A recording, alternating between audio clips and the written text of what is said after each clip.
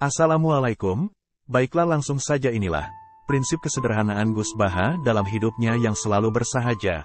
Baik kita simak dalam wawancara dengan Profesor Dr. Kiai Haji Quraisy Shihab dan Mbak Najwa Shihab. Mari kita simak bersama.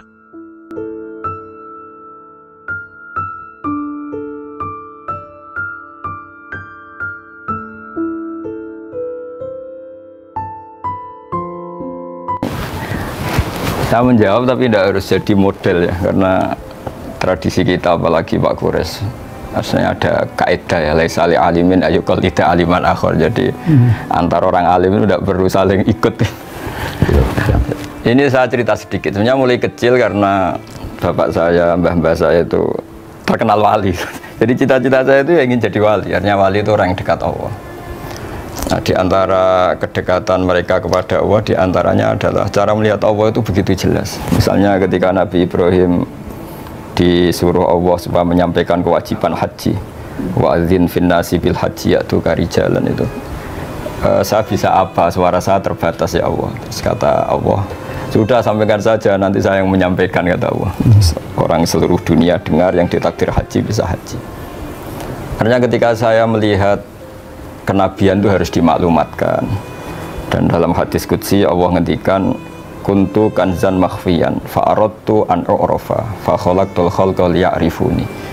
Jadi kata Allah, saya ini sebenarnya tidak butuh makhluk, cuma harus orang kenal saya. Yang saya menciptakan, masa mereka tidak kenal saya gitu. Maka saya menciptakan makhluk untuk kenal saya. Jadi komitmen hati saya itu hanya ingin mengenalkan ajaran Allah ini indah, ajaran Allah ini solusi. Saya tidak pernah kepikiran kalau itu jadi viral atau jadi terkenal. Sampai sekarang pun saya tidak tahu kalau itu terkenal. Saya tidak punya WA juga, nggak mau dengar. Nggak punya WA, Gus? Nggak punya sampai sekarang, nggak punya, hanya di WhatsApp itu. Akhirnya ketika dengar katanya saya terkenal, banyak yang ngaji itu, terus ingat cerita Nabi Ibrahim tadi Pak Quraisy, bahwa Allah lah yang menyampaikan itu. Sehingga nggak perlu jadi beban saya harus parlente atau harus gaya, harus apalah. Ya saya tetap biasa seperti ini. Karena ini pakaian yang saya kenal, saya merasa nyaman.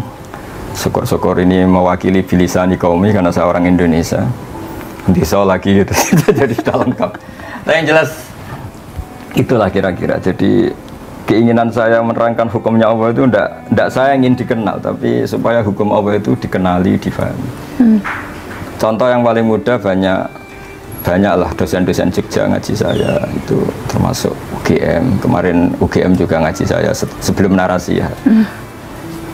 Itu saya mungkin barokahnya baca banyak ya. Mungkin Pak Quraisy lebih tahu, saya baca banyak. Saya menghidupkan ilmu-ilmu Al-Quran yang mungkin orang lain sudah nganggap itu tidak penting. Yaitu tadi, bahwa kebenaran itu dimulai dari diperkenalkan. Yuzhirahu ala dini kulli. Jadi orang tahu kalau itu bidan ya karena ada tulisan ini bidan, ini dokter gigi, ini toko apa ya, onderdil, toko TV. Kenapa kita tidak memperkenalkan Allah? Padahal Allah ini zat paling penting. Makanya banyak ulama mengartikan illa liya'budun illa liya'rifuni, sebab mereka kenal kami, kenal Allah. Sehingga saya nyaman saja ketika terkenal apa tidak terkenal, ketika saya sudah memaklumatkan ilmunya Allah, sudah menghilangkan dosa kitmanul ilmi, ya sudah, saya nyaman. Sehingga saya dengan tanda kutip nggak mau lagi dengar apa orang nerima apa enggak, cocok apa enggak, karena terus jadi lucu saja kalau di dunia wali kedikte makhluk. Karena tadi cita-cita saya ingin jadi wali, entah sudah kesampaian tanda. Jadi terbiasa nggak boleh didikte makhluk. Kalau Allah merintahkan nerangkan, ya nerangkan saja, nggak usah tersiksa reaksi publik kayak apa. Tapi keinginan itu berarti dari kecil, karena memang karena tradisinya seperti itu. Tradisinya kan kalau ngaji, mungkin Pak Quraisy lebih tahu, kitmanul ilmi itu dosa, menyembunyikan ilmu itu dosa. Kalau ada ilmu harus diajarkan. Sehingga ketika saya mondok di Sarang, sudah banyak satu kelas saya yang kalau ketemu saya itu cium tangan, tak tanya kenapa. Ya karena saya ngaji jenengan. Karena perasaannya santri gitu, kalau selalu perasaannya gitu. Tapi sebetulnya berangkatnya dari kewajiban itu. Ketika Kiai Hamid Pasuruan terkenal lali, Pak Quraisy tahu banyak Kiai Hamid Pasuruan itu kan sepupu sama mbah saya. Itu ketika beliau terkenal, banyak yang sowan, banyak yang menghormati. Beliau itu menangis. Ketika ditanya sama bapak, kenapa engkau menangis? Saya ini soleh itu untuk diri saya sendiri. Saya sering jamaah, sering melakukan kebaikan untuk diri saya sendiri. Tapi kenapa mereka menghormati saya? Jangan-jangan ini mendikte saya untuk sudah dari ingat Allah betul, sekarang harus ingat makhluk itu. Tapi kembali lagi mereka umatnya Rasulullah Shallallahu Alaihi Wasallam yang harus dibina, yang harus didekatin sehingga mereka ya nyaman lagi atas perintah Allah itu. Ya kira-kira gitulah. Setidaknya pas saya baik, pas Bikol bin Salim itu cara berpikir saya seperti itu. Tapi ya saya manusia mungkin kadang-kadang kebawa euforia atau tertekan atau nervous. Tapi itu bawaan manusia. Kalau secara ilmu saya seperti itu, nggak lebih, nggak kurang. Seperti Gus Baha gitu, tetap tawadu, berilmu tapi tidak menonjolkan keilmuan, menyampaikan sesuatu dengan indah, tidak keras begitu. Itu sesuatu yang memang karena didikan orang tuakah, atau itu sesuatu yang bisa kita usahakan sendiri juga? Karena bagaimana menirunya? Apa Gus keistimewaan pesantren, santri, orang yang nyantri itu? Keikhlasan tadi dan apa yang berbeda begitu yang betul-betul digembleng santri-santri kita. Jadi apa ya? Jadi ada adzokus salim ya, rasa yang masih orisinil.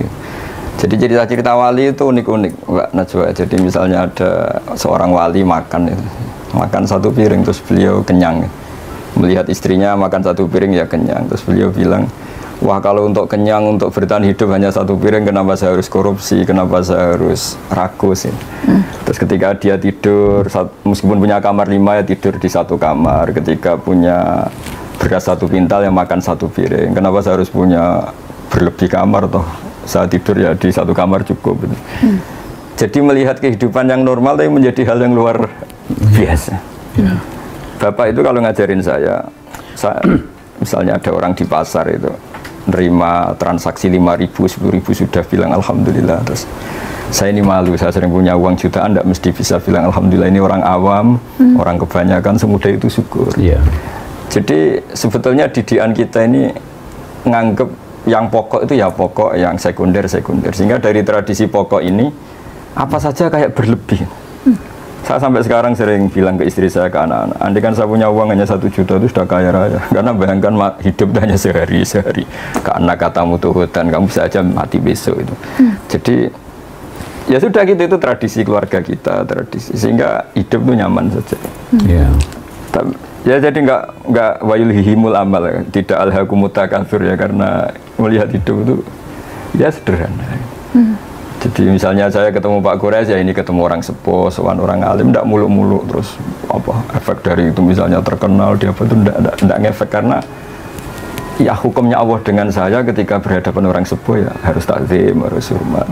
Sudah ada lebih dari itu, sehingga nyaman karena nggak kebawa angen-angen itu. Terus banyak akses, banyak koneksi ribet, bisa wayulihimul amal, bisa dilenakan oleh banyak angen-angen. Yang seperti Abi bilang itu, Abi yang bersyukur itu ketika menerima sesuatu dirasa banyak, tapi ketika memberi sesuatu selalu merasa itu sedikit. Ya.